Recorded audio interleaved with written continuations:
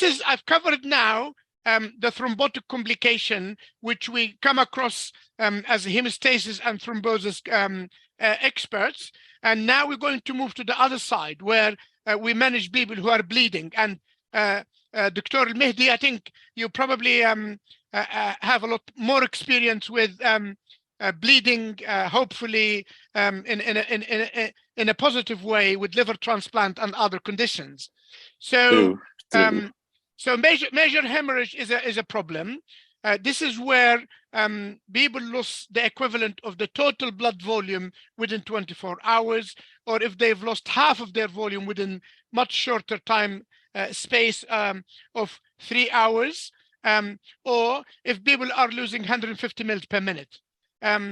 Obviously, you know that you have no prospect of controlling the bleeding, and this becomes a major hemorrhage, and you have to activate a major hemorrhage protocol. Every hospital, every blood bank should really have this major hemorrhage protocol as part of their standard operating procedure. And once that activated, it should give them a fairly clear idea as to what to do for these patients. Now, there's been predictive scores available for trauma patients, which are used nowadays, but it's very difficult to base your definition of major hemorrhage on measurements. You know, it's difficult to know how much blood is being lost because you're not measuring it specifically. And therefore, it's very important that you attain or you approach this with a more pragmatic, clinically based definition. And most people nowadays will go based on hemodynamic instability with a systolic pressure of under 90 or a tachycardia of over 110.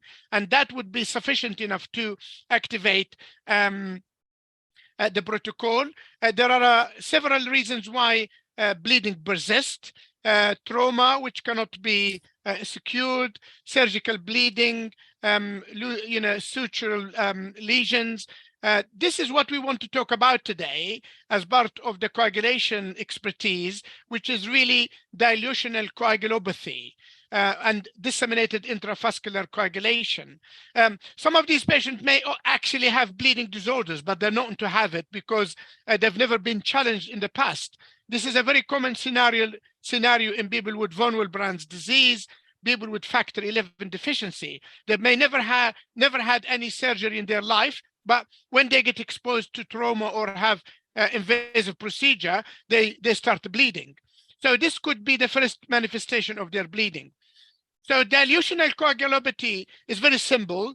This is, you have a patient who comes with bleeding because whatever reason, trauma, surgery, anticoagulation related, and you give them a lot of stuff which make their blood diluted.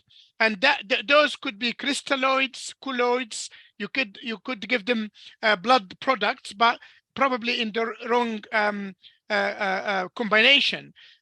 Crystalloids and red blood cells. Now, in the United Kingdom, we used packed red cell blood. We don't use plasma enriched red blood cells. So all the plasma is removed because they use the plasma for FFP, for cryo.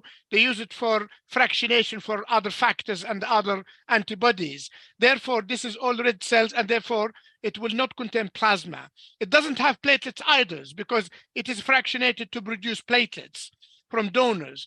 And a lot of the blood is given at room temperature, and it can be acidotic. And this will result in dilutional coagulopathy because you're giving crystalloids, you're giving red blood cells, you're not giving plasma, and this will cause the coagulopathy. You're making the patient cold because it is given at room temperature. As you know, most of the blood is maintained at +4 degrees centigrade. They become acidotic. Some of the hydroxyethyl starch contained in the colloids can be like a chelating agent for the coagulation proteins, and all the colloids cause a dose-dependent interference with fibrin polymerization. So even the fibrin you still have in your circulation, it may become dysfunctional because it is interfered with. This is the protocol I was talking about. This is what we use locally in our hospital. We have 3 different hospitals, Blue, Charing Cross, Hammersmith Green, pink St. Mary's Hospital. And practically, a doctor will contact the blood bank to say measure hemorrhage, and immediately they will release O negative blood for them without any questions. Okay. If they know the blood group of the patient, they can release up to 6 units of specific group-specific blood. And in addition to that, they will release some plasma and a unit of platelet. And after that, any additional blood can be given based on what is the hemoglobin, what is the coagulation. You can base your further judgment on the blood results. It's very important if this is a problem in theaters, for example, or in the A&E, in the emergency room, that you have a coordinator, somebody who coordinates this activity with the blood bank. You don't want 3 or 4 people to fund the blood bank. You wanted one person to be on the phone, talking to the blood bank to see, we need this, we need that, rather than have multiple people involved in communicating. And that improves the outcome for these patients. These are the criteria for when to use FFP for prothrombin time of 1.5 ratio. So this is the INR practically of more than 1.5. You can give FFP, fresh frozen plasma, 15 to 20 mils per kg. Fibrinogen below 1.5 gram per liter. You can give 2 pools of cryoprecipitate. You can also give fibrinogen concentrate, 3 to 4 grams at a time. And if the platelet count below 75, you can give a pool of platelets, and so on and so forth. You can carry on doing that. Now, if hemodilution is already established, you may not be able to succeed using these parameters, and you wanted to consider additional concentrates. For example, you can use what we call 4-factor prothrombin concentrate complex. So this is a prothrombin complex which contains factor 2, 7, 9, and 10. And that gives you more concentrated coagulation factors as compared to the FFP. FFP is quite dilute. It contains a lot of other coagulation factors, but at a much, much lower level. You can use fibrinogen concentrate, 4 grams at a time, and you can give platelets 1 pool at a time. It is not good practice to give more than a pool of platelets because there's no evidence that giving in multiple pools is going to be better than giving a single pool. Now, cryoprecipitate is a very invaluable source for factor 13. Factor 13, as you remember, is very important in the final step of the coagulation cascade as fibrinogen stabilizing factor. And if you hemodiluted because of major hemorrhage, your factor 13 become depleted. And then you can use other factors. As a last resort, you can use recombinant 7A or Novo-7. If all the measures above has failed and your patient is still bleeding, provided that this is not surgical bleeding, because if this is surgical bleeding and the patient have a hole somewhere, all what you're doing is wasting your money, all this going in, coming out as bleeding. So it's very important to consider those elements. You can also use tranexamic acid. Tranexamic acid is an antifibrinolytic agent, has been shown to be very effective in several studies, including the CRASH-1 and CRASH-2 trials. It's part of the trauma nowadays to use tranexamic acid as a routine as a hemostatic agent. Now, more recently, we've been using thromboelastography. The thromboelastography is very helpful because it is point of care testing. So this is testing of the coagulation, a global activity, which is actually done near the patient. Now, you don't have to take the blood and send it to the lab. When you take the blood and send it to the lab, it will take 40 minutes before you get your hard coagulation results. The TEG can give you results within 2-3 minutes because it will give you the how quickly the patient is coagulating. This is very early paper in 2001 published looking at the role of TEG. So comparing clinician-directed therapy versus TEG-directed therapy, and it has shown that the TEG has resulted in statistically significant improve in the outcome based on the TEG. Now, this is very important addition if you can have it. It has been used. Liver transplant is probably one of the areas where TEG has been introduced many years ago and has sort of transformed blood loss and early intervention. It's very important to remember that your coagulation will take very long time before you get the results. This is how a TEG, this is a rotum, which is the other trace. This can measure a blood clot forming. You can get the shape of the blood. The CT is the clotting time. So this is the time required by the clot initiating and forming. And as you can see, if your coagulation is taking more than several minutes, it's quite obvious that you are likely to get a problem. If you are using a thromboelastogram, this is equivalent to the R value. So these are some of the examples in clinical practice. If you look at this patient, they have a very low R value. The R value, this is the initial time needed for the clot. So this patient is likely, if any, to be either normal or actually overcoagulating rather than bleeding. Now, this is very similar. You can see, in addition to a very short R time of 1.1 minute, they also have very high maximum amplitude, 71.5 milliliters. This is the maximum amplitude, which is the maximum of the blood clot width. And this is usually indicative of the platelet function. And this is a patient who are likely to be a thrombophilia patient with hypercoagulable state. Now, this is a patient who has had fibrinolysis. And as you can see, most of the parameters have been reduced because of that.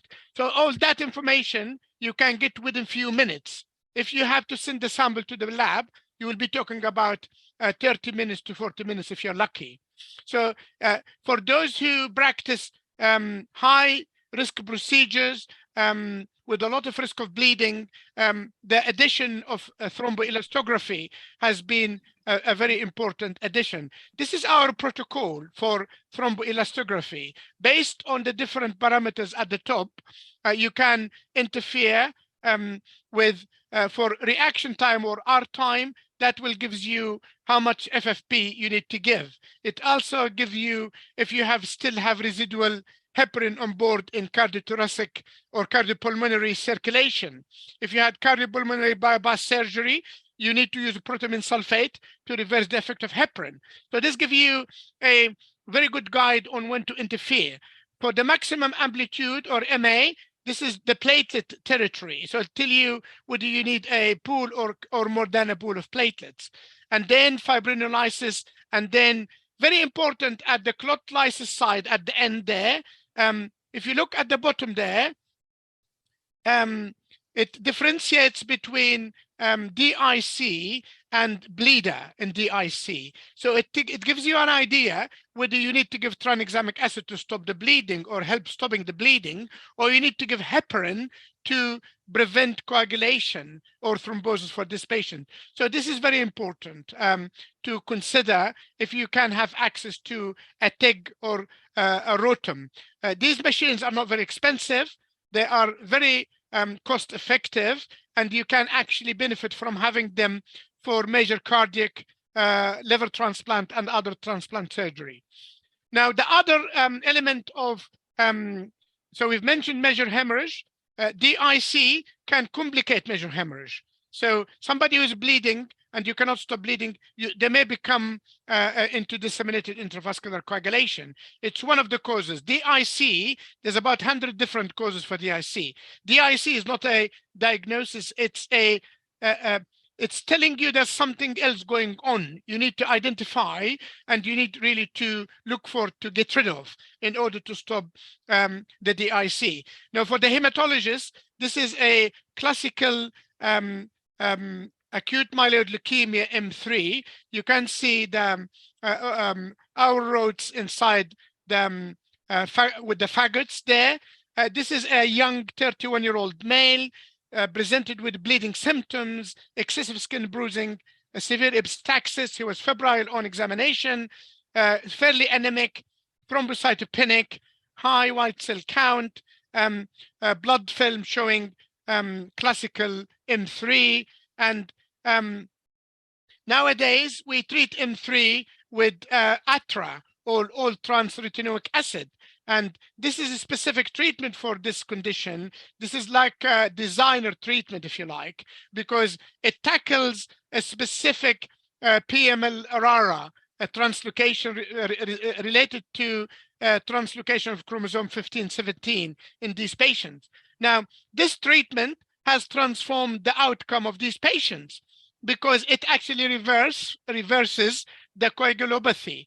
The sooner you start these patients on ATRA, the better. If you suspect patient this is acute promyelocytic leukemia, then it is very important that you start them on ATRA even before you consider starting chemotherapy, because the great majority of these patients who die very early on. If you look at the beginning of the curve at the top there, where the 100 number is, that drop into from the 100 to the 80 and 75 is because of the bleeding related to the DIC of a PML. And it's very important that you initiate ATRA as soon as possible. DIC is a fascinating condition because it comes in a variety of ways. It could be a DIC bleeding type. It could be a DIC organ failure type. It could be DIC massive bleeding, or it could be completely asymptomatic. I think we see a lot of people with liver disease who will qualify for a definition of DIC and have very little in terms of problems. Equally, DIC related to APML, I've just mentioned, DIC related to snake venom or scorpion venoms, or DIC related to malaria or to fulminant infections, or other postpartum hemorrhage, amniotic fluid emboli. All these conditions can result in DIC, and it can be quite fulminant, and you can lose the patient very quickly if you don't get on. So bleeding is a problem, and it can happen in a majority as a major bleed in about 12% of the patient. It's not common for the bleeding to be extreme. It's very important to correct the thrombocytopenia. This is a very important element of the management. Those with a platelet count of below 50 and DIC have 5-fold higher risk of bleeding as compared with those with higher level of platelets. I've mentioned the risk of thrombosis and the need to start heparin if needed based on your assessment. This is a small to mid-sized vessel contributing to organ failure, and it's very important to remember that the presence of DIC is very important prognostic indicator for individuals with multi-organ failure. Sepsis and DIC is a deadly combination.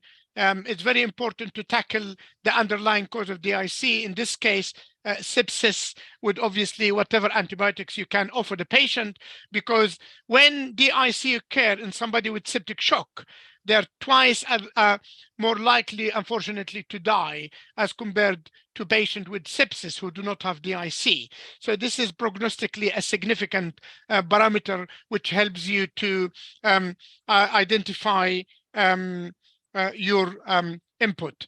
Okay, so we have a score for DIC. You can actually score the patient, and it tells you if the diagnosis of DIC is confirmed. It's very straightforward, and it's very important that you do that because this is now International Society of Thrombosis and Hemostasis validated score, where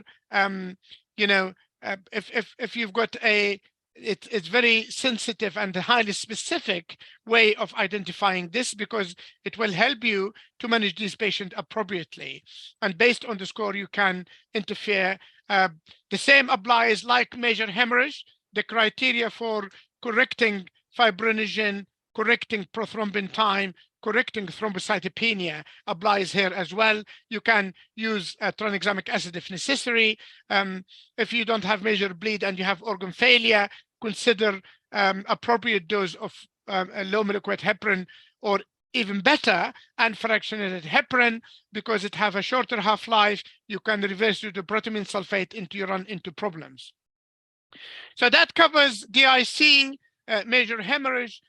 Now we are getting into the territory of anticoagulation related bleeding, and anticoagulation is a massive area because our anticoagulant armamentarium has been expanded over the last 10 years quite massively.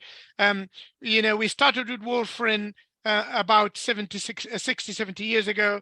Now we've got a variety of new agents. We refer to them as DUACs, direct acting oral anticoagulants. We have heparin, low molecular weight heparin. We have synthetic pentasaccharides like fondaparonox. We have direct thrombin inhibitors like argatroban.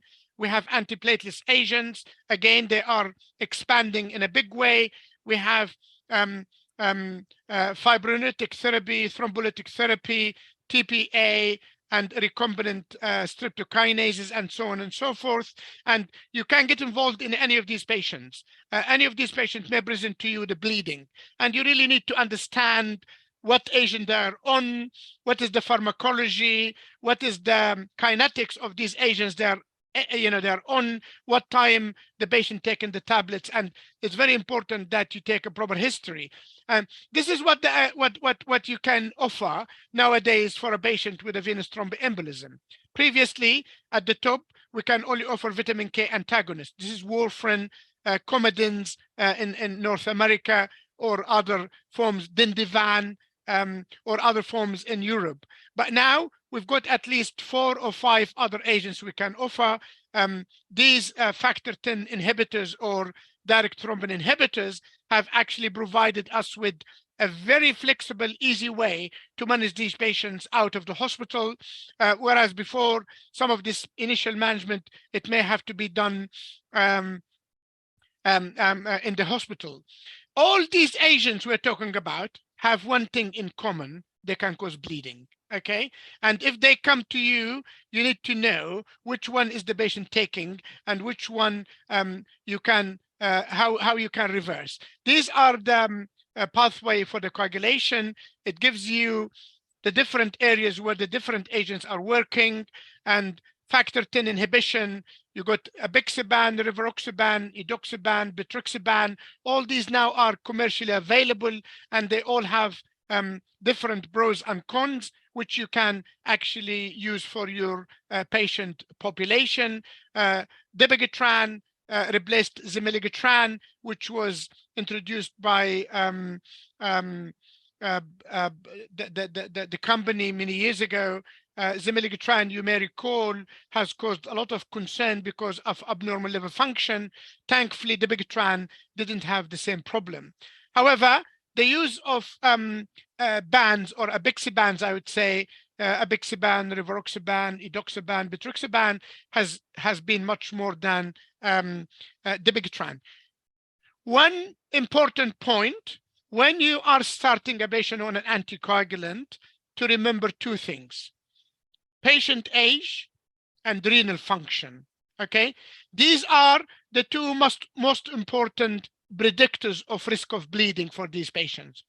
The older the patient, the more likely the risk of bleeding. The lower the creatinine clearance, the more likely the risk of bleeding. And it's very important to tailor the anticoagulant choice of agent into that sort of type of thinking. A low creatinine clearance for a patient is very important that you offer them the appropriate agent. In patients who have chronic renal failure on hemodialysis or peritoneal dialysis, the safest option for them is warfarin, because the others are not really indicated when the GFR is that low. So if you're faced with a patient on warfarin who's bleeding, you need to reverse that. Reversing warfarin is fairly straightforward. You need to reverse it if the patient is actively bleeding, especially if it is intracranial hemorrhage, and don't wait for the INR. You really need to reverse the effect of warfarin immediately. You can worry about the levels later on, because the sooner you give the specific vitamin K antidote, the better, in order to limit the damage.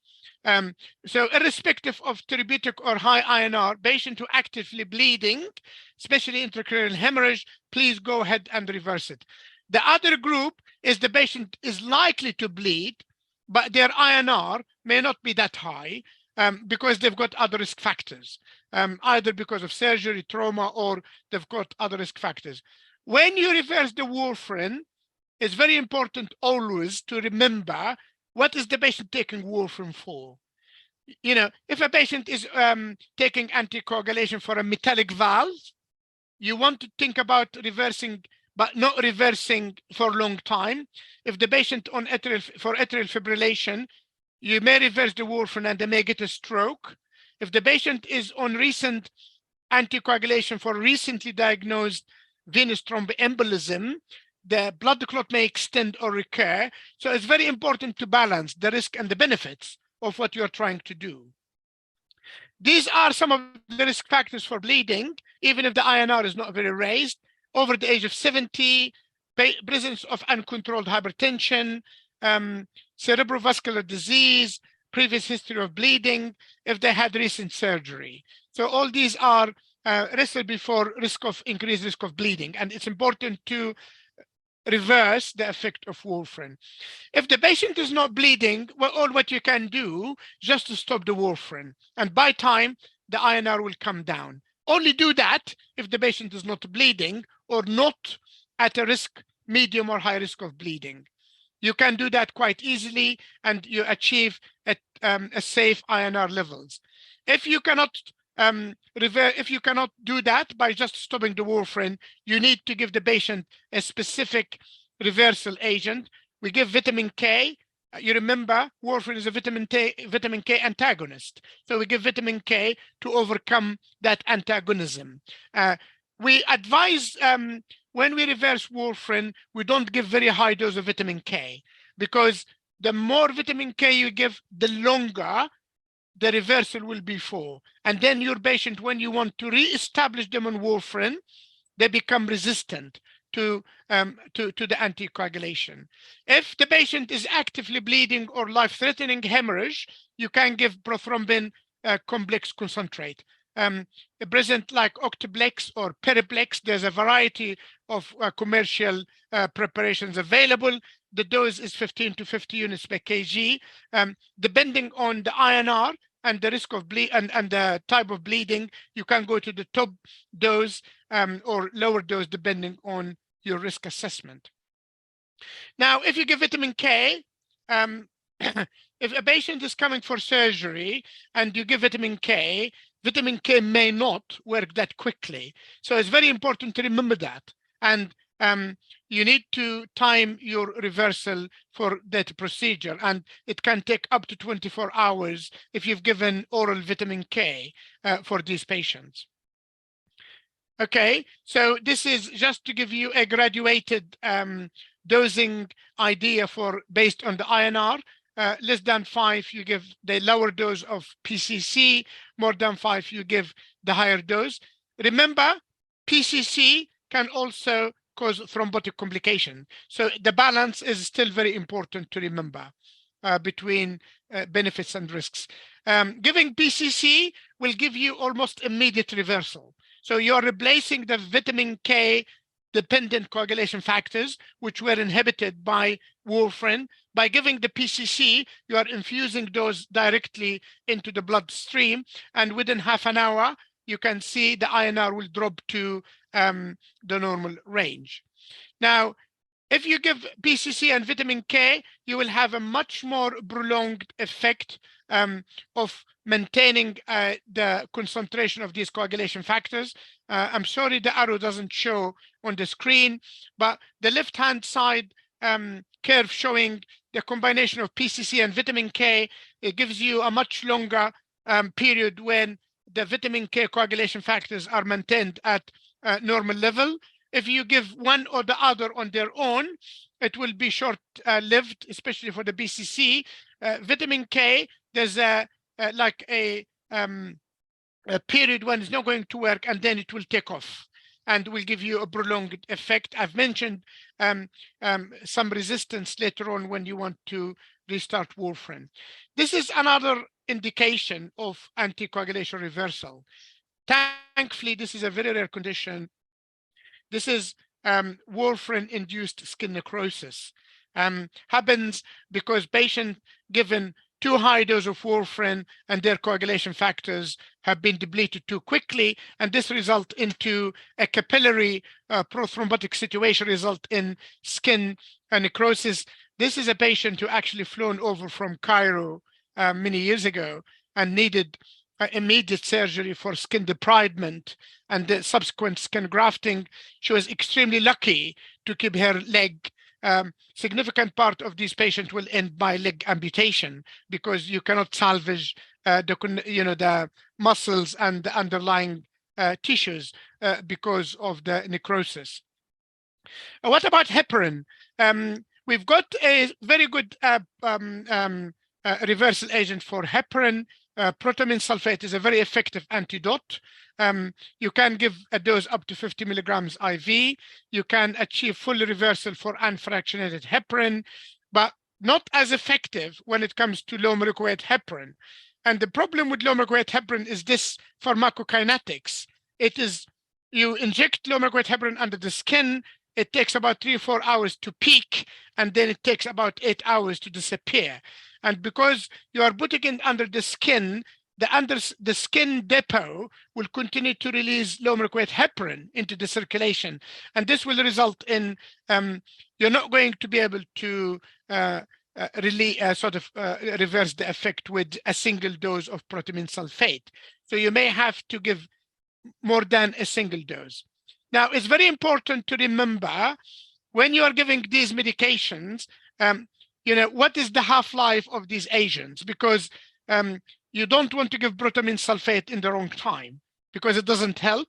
And actually, protamine sulfate itself can cause bleeding if you give excessive amount of protamine sulfate.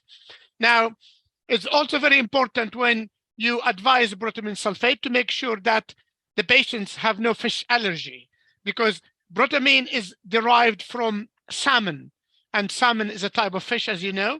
And if somebody is allergic to fish, you could kill them because you're injecting a protamine sulfate into their blood. But it's very important to remember that unfractionated heparin, for example, half-life only 90 minutes. And if you are phoned 3 or 4 hours later, it's not likely that unfractionated heparin is still in the circulation. And therefore, I wouldn't advise giving protamine sulfate because it doesn't help, it may cause harm. Low molecular weight heparins up to 7 hours. Yes, there's a very good indication for that. Protamine sulfate given as a bolus only lasts for 7 minutes. So it will be there as long as you're giving the bolus. Once you finish the bolus, it will be out of the system. And it's very important, therefore, to have an idea as to how much do you need. So you need to predict how much is left in the patient circulation in order to predict how much you need to give for protamine sulfate. And there is a very useful online calculator for protamine sulfate reversal. You put how much you are giving the patient, when was the last dose, it will tell you exactly what is the dose you can give.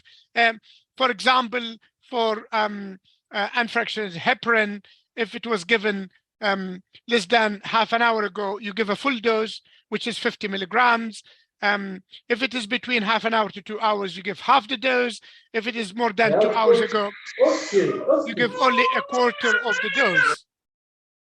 The same applies to low molecular weight heparin in a minute. Now, if you're faced with somebody who is accidentally given a very high dose of unfractionated heparin, if the patient is not bleeding, don't worry. It's just they need observation, and if they don't bleed, it will be cleared from the circulation fairly quickly. What about low molecular weight heparins? It's very important to remember they're not the same. They don't have a fixed half-life. They have several half-lives, and depending on the mixture of the low, medium, and high molecular weight components in the low molecular weight heparin.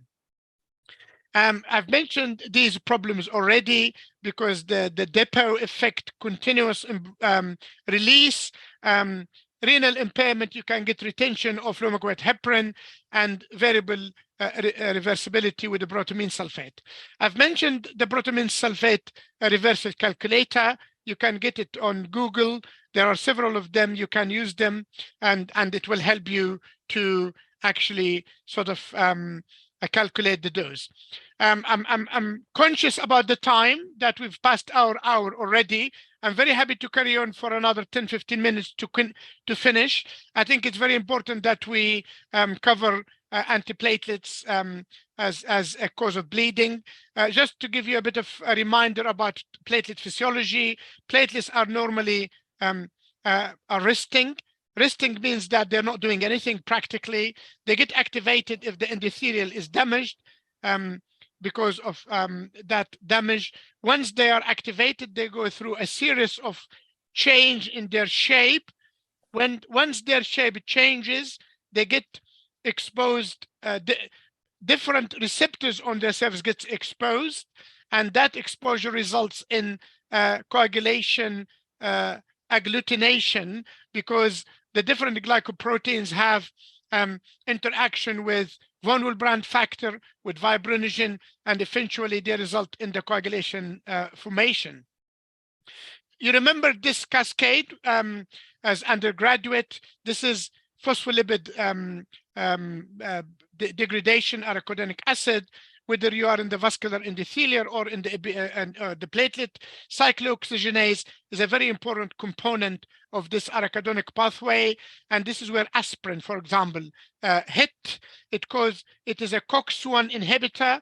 It is also a COX-2 inhibitor at a higher dose, and this is how aspirin actually exert its antiplatelet effect by becoming an irreversible blocker of the cyclooxygenase. This will result in cessation of production of prostaglandins.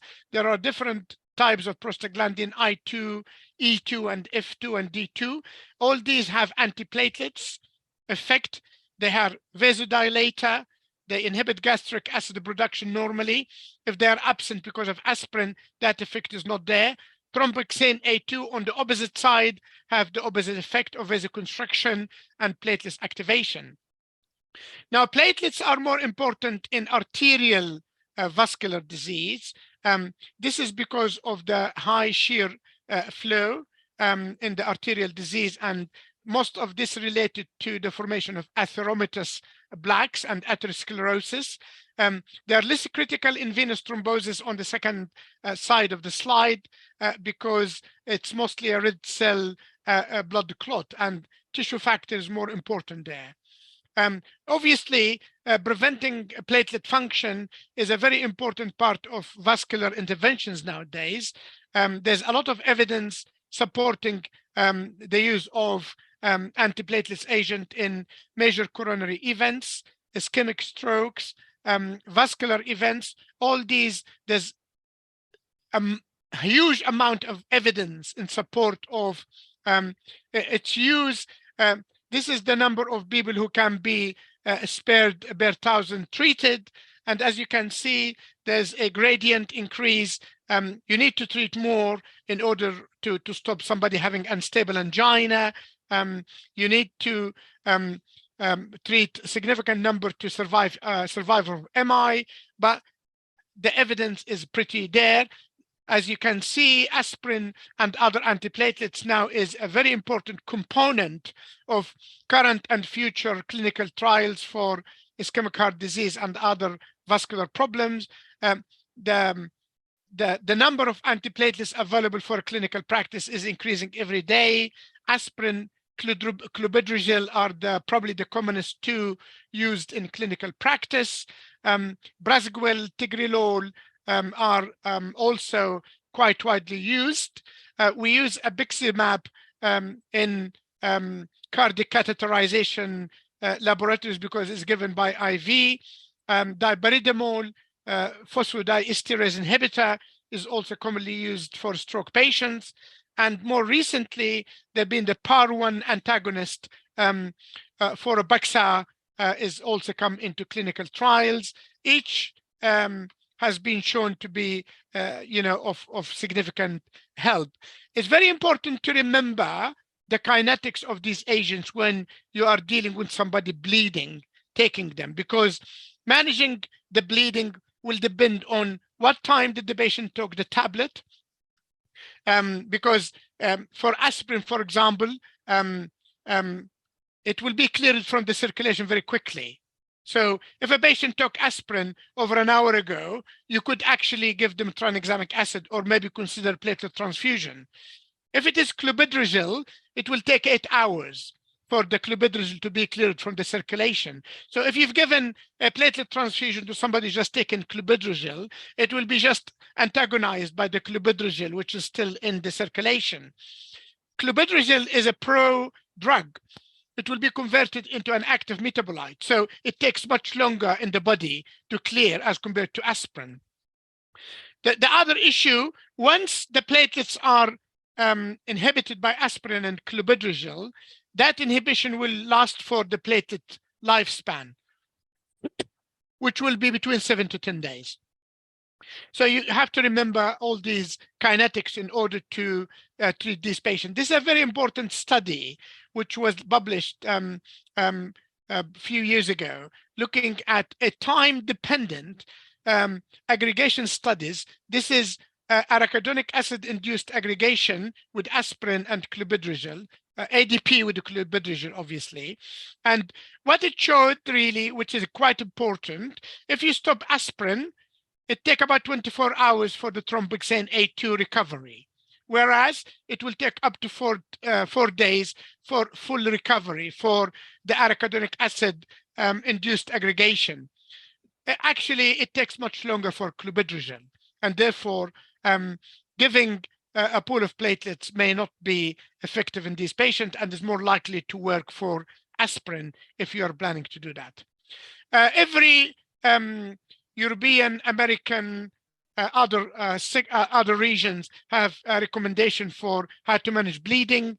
This depends on the severity, minor, mild, or moderate, or severe, and obviously stopping the antiplatelets, giving platelet transfusion, using other hemostatic agents like tranexamic acid, and in severe cases, you may have to use Novo-7 if the patient is life-threatening or you cannot stop the bleeding.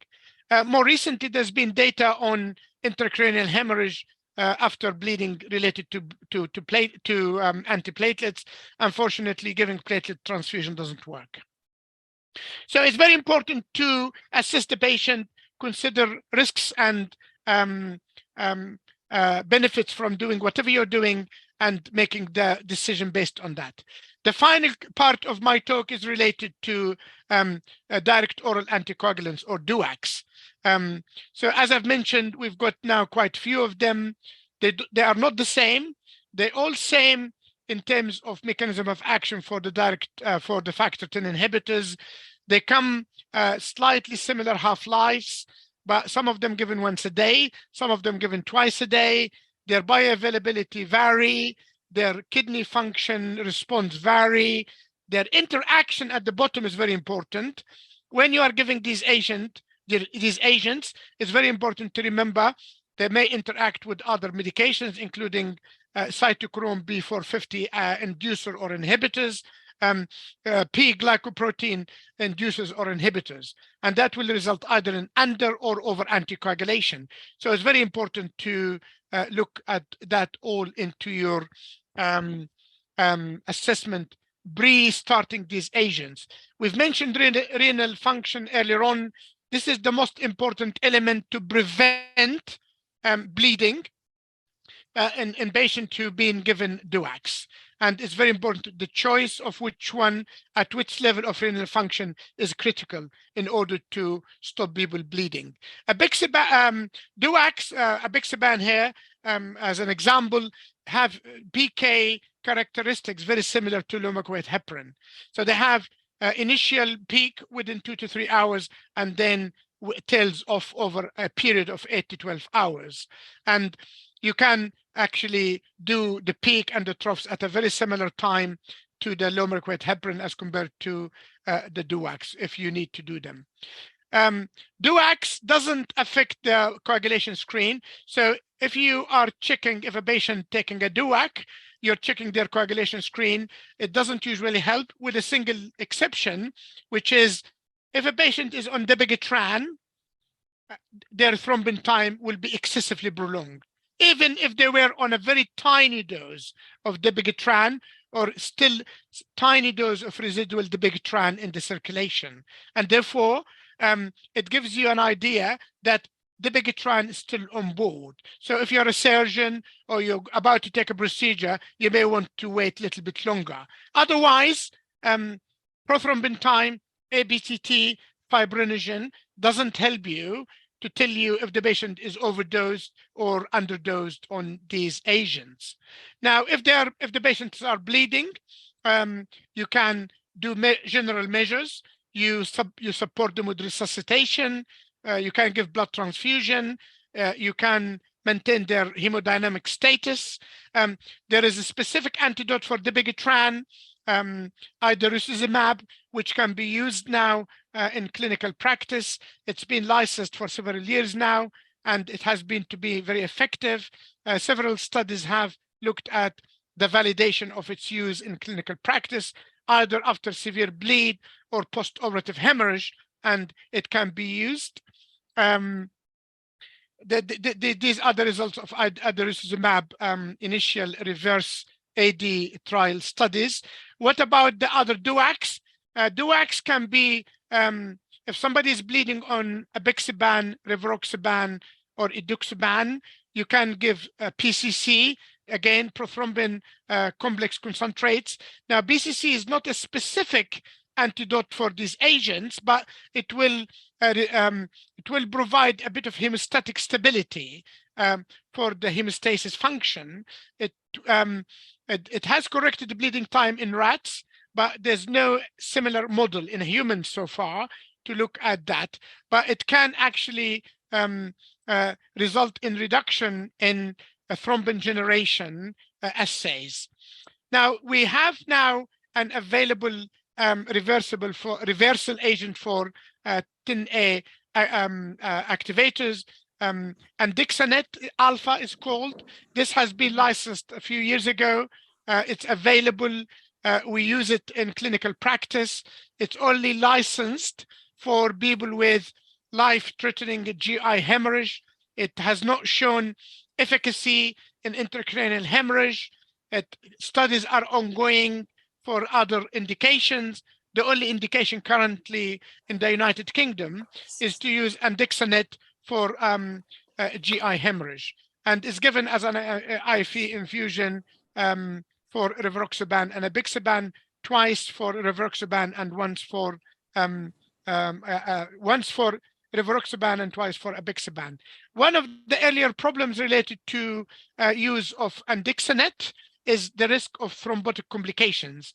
And the initial studies have shown a significant risk of people sustaining strokes, for example, with andixanet.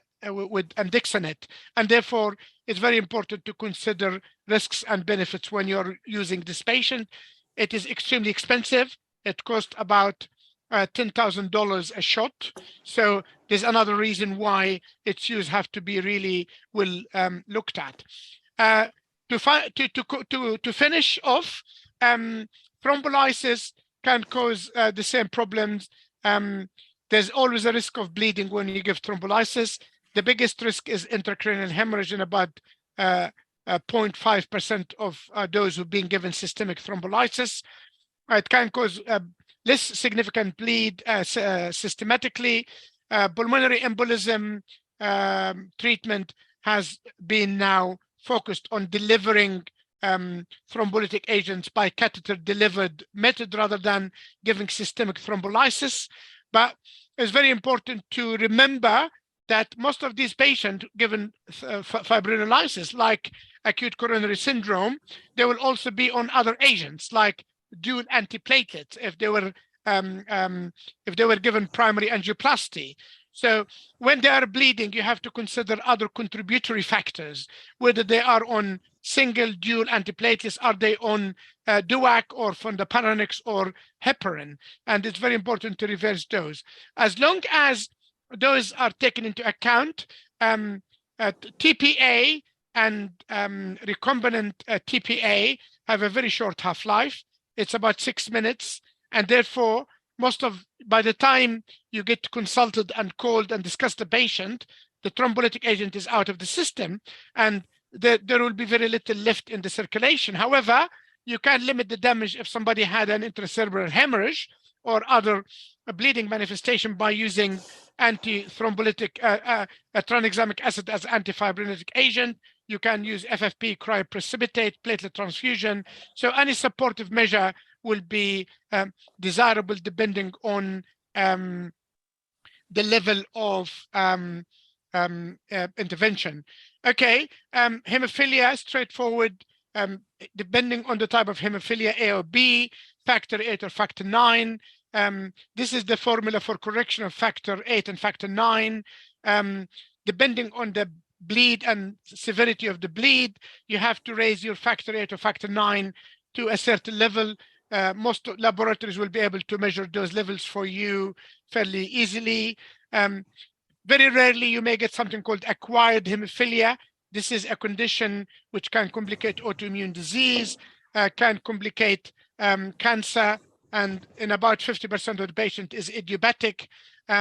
We treat it with recombinant 7A or with fiber, which is factor 8 inhibitory bypassing agents, activated PCC practically, and that can result in significant improvement in the bleeding.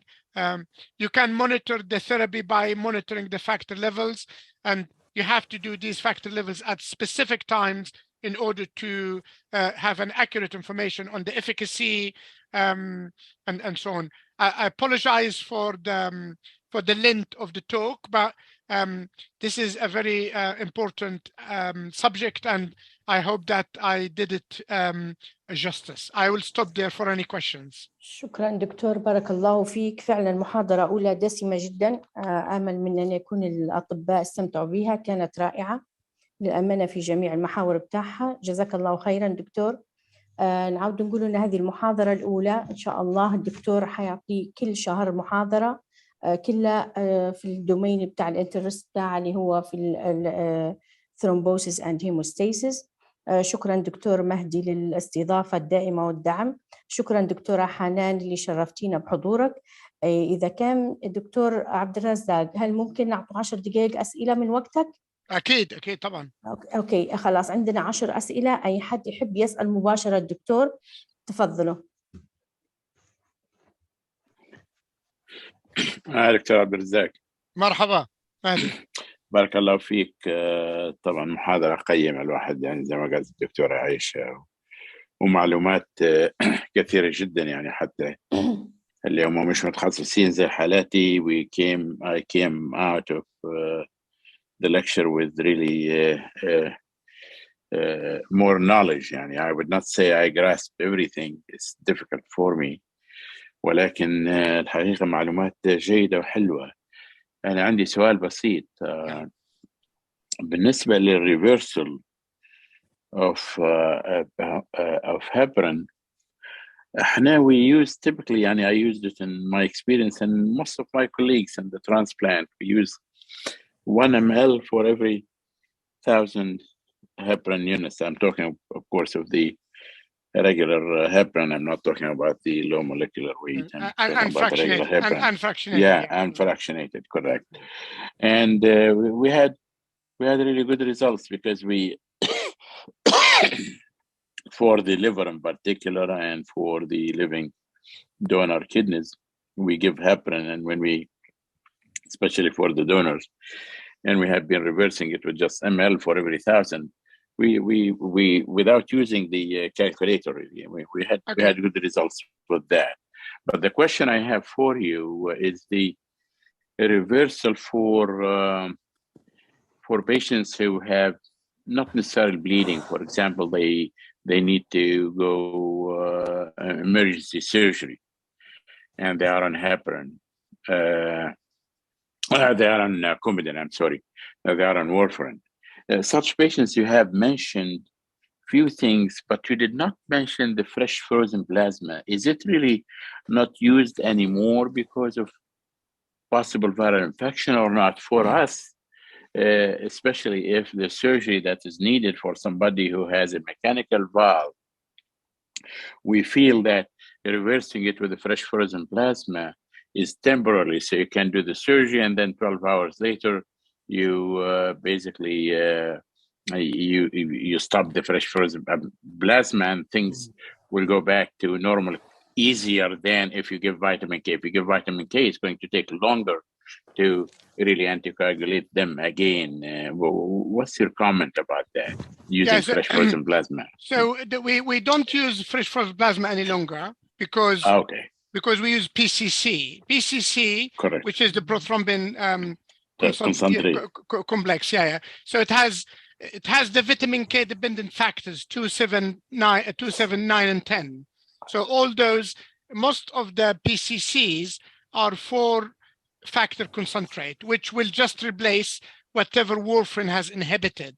So it is like replacing like for like, and it also comes in a much smaller amount, much smaller volume. So it will avoid giving a bigger volume for these patients. And obviously, the viral risk of viral infection you've mentioned earlier on, some of the BCC, actually all the BCC are virally inactivated. So they have undergone a viral inactivation step in order to make it safer. شكرا دكتور. دكتورة حواء سعد. شكرا دكتور. دكتورة حواء تفضلي.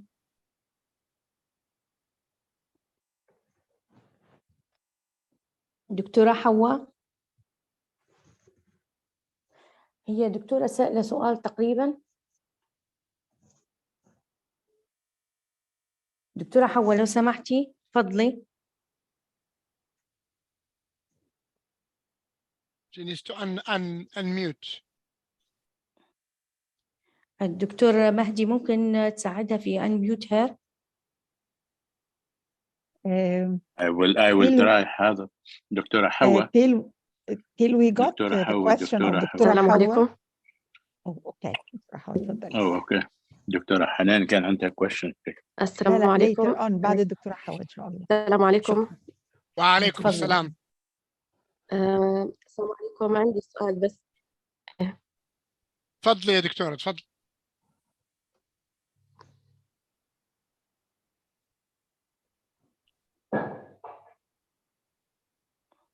I think she's muted again. So تفضلي دكتورة حنان. Okay, I'm really needs to know what's your experience in your center, because you know in patients with trauma we used to follow for quite some time the formula of 1:1:1 for blood transfusion. You know that not only coagulopathy with trauma from dilution, even acidosis and hypothermia could affect the coagulation status of the patient. So for more than maybe a couple of decades as physician or as hematologist, we used to recommend the 1:1:1, or the trauma surgeons used to do that. But we start to have whispers which became louder in the last few years that the whole blood is à la vogue again. So, and we start actually in Egypt to use whole blood in certain situations when we have hypofibrinogenemia or defective coagulation factor with bleeding or massive bleeding. What's your experience in that concept? I mean, do you have a new revisiting using whole blood in acute trauma patients, particularly with massive bleeding? No, we don't use whole blood, Dr. Hanan. All the red cell we have is packed red cell concentrate bags practically. I think for colleagues just to follow, 1:1 means for every 1 unit of blood, we will give a unit of FFP. And that's what we do. We use 1:1 ratio as well. but we don't use whole blood now. Yeah, we are in Egypt mostly fractionate blood as well, but sometimes in acute trauma with massive bleeding, you might be in need of a whole blood. That's what we are practicing based on many of the international publications nowadays. No, we don't have that luxury. All the blood we have is that's what the blood we have is provided by national donor system. So we don't actually collect it in our hospital. It comes ready collected from different organizations. It's all under the government National Health Service, and it all standardized. It's all the plasma depleted. The plasma is used for FFP and for other uses. Fibrinogen. Yes. Exactly. Yeah. Maybe I'm lucky because I'm working in a university hospital, and we do have our blood bank, so we can sometimes get an access to a whole blood. Well, I think it would be very helpful, Dr. Hanan, if you have access to that type of approach to maybe look at comparing the efficacy. I don't know how much trauma do you have في عين شمس مش كده? Yes, I'm a professor. Yeah. So I think it will be very helpful to look at maybe one of your MD students or PhD students to look at that project. Yeah. شكرا دكتورة حنان. دكتورة حواء كان سؤالها إذا كان البيشنت diagnosed VITT لكن هو asymptomatic هل هو he needs treatment؟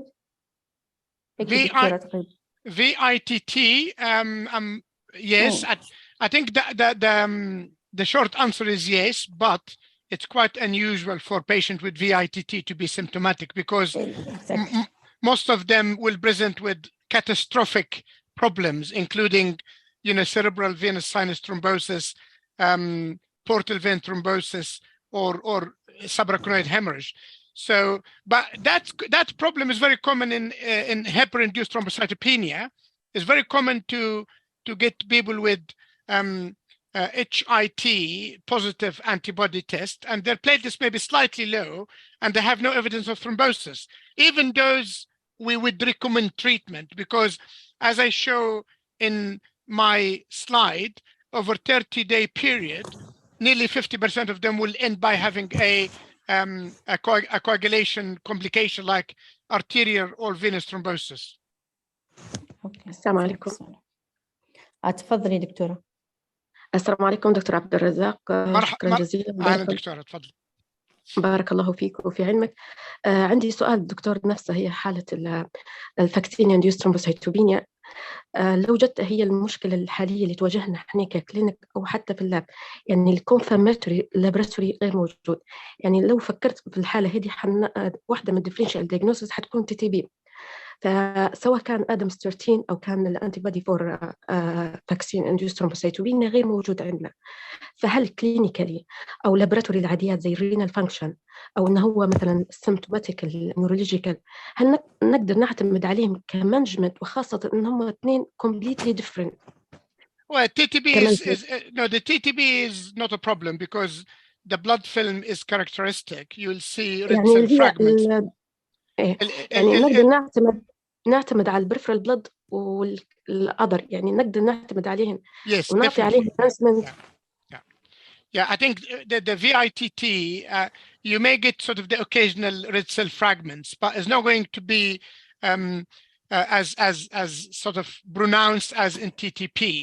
The other parameter obviously is the reticulocyte count, LDH, indirect bilirubin. So all these will be indirect parameters you can use.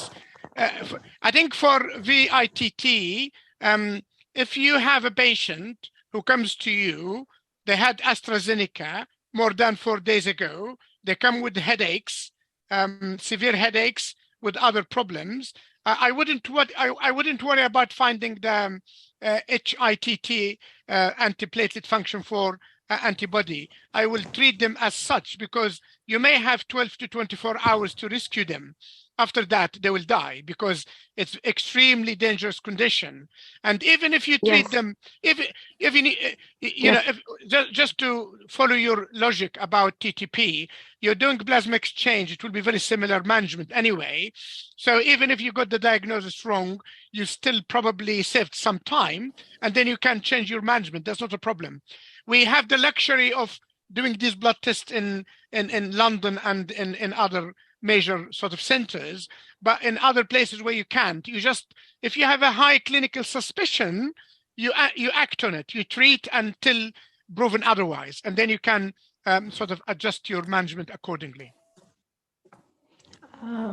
أعتقد دكتور مهدي تفضل. الصوت. شكرا دكتور عبالرزاق. أيضا سؤال بسيط على ال VITT. They behave like HITT or heparin-induced thrombocytopenia. Oh, wait a second. Did you hear me, Abdelrazak? Yeah. I was talking to myself. No, okay. I can hear you. I can hear you. Yeah. So of course, during the episode itself is contraindicated to give heparin. But if they recover like 6 months later, 8 months later, a year later, you want to give heparin, are they act similar to HITT, or it's okay you give them heparin? I have to be honest with you. I have not come across any data looking into that. But even in heparin-induced thrombocytopenia, after 100 days, we normally not worry about the HIT antibody because most of the time the HIT antibody will disappear. Yes, we in somebody who had a HIT previously, and if they're coming to have, say, coronary artery bypass or in your field liver transplant, and you have to give them IV heparin, we will look into the antibody and see if it's still detectable. But most of the time, after 100 days, it will disappear. Okay. Because it's really once you see that once in your lifetime, you don't want to see it again. The one I saw that I remember, she ended with large vessels thrombosis, and with just a very small dose of heparin, she thrombosed her lower aorta and biiliac artery. Yeah, but I think from a practical point of view, you can avoid giving heparin if you're worried. You can easily cover it with argatroban infusion. Sure. The problem, argatroban have a higher risk of bleeding. I think direct thrombin inhibitors in general, for this respect, you know, we've seen a higher risk of bleeding in that respect. شكرا جزيلا دكتور عبالرزاق. نستأذن حضرتك دكتور عبد المهدي، سجلنا المحاضرة، نستأذن حضرتك في توزيعها سواء كان للجروب. ايوه خلاص انا ان شاء الله طبعا هنحطوها ان شاء الله. انت سجلتها، واعتقد حتى الدكتور عبالرزاق سجل.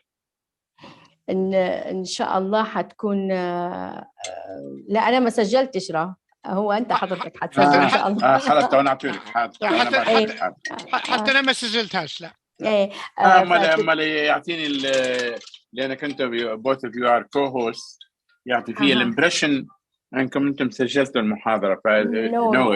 No, I recorded it very well. There was no interruption, and I will send you the link as soon as I cut the first part while we're still talking about traveling and so on. الحاجة الثانية هل نحطوها إن شاء الله في دكتور مهدي عند دكتور مهدي educational zoom، فهل نستأذنوا برضو حضرتك حطيتها فيها؟ أوكي ما تحتاجيش ليذن مني، حطها في أي channels you like, and I will put it in my channel, my YouTube channel, and you can put it in the channel التعليمية إذا كان عبالرزاق عنده channel, no problem. Okay, شكرا. I don't have a specific channel, but I think some of my classmates from الدفعة السابعة wanted to have it, so I'm very happy to. Once you've done it, send you the link. That's fine. Okay, fantastic. والله دكتور شكرا جزيلا. It was an outstanding lecture. عطيتنا فيها خبرتك، خليت أطباء المعامل يعرفوا شنو أهمية الثرومبوسيس والهيموستاسيس. فشكرا جزيلا، شكرا للأطباء القامات، دكتورة حنان، دكتور مهدي، دكتور عبالرزاق، وأيضا لكل من كان معنا.